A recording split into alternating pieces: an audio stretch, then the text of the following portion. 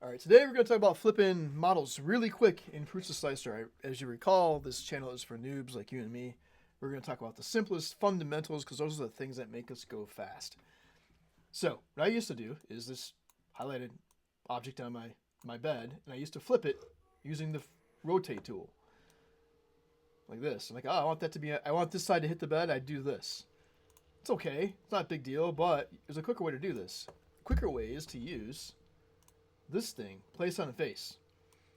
So I can hit place on the face, and it gives me hotspots to click on. I'm like, if I want this to hit the bed, I click on it, and it instantly turns it and places it on the bed for you, which is nice.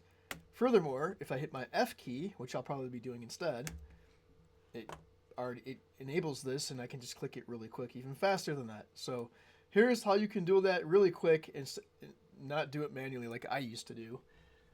And again, these are fundamentals that you'll probably see pop up in the help, but I want to bring them forward and make them visible to people because these are the things that are going to make you quick really fast.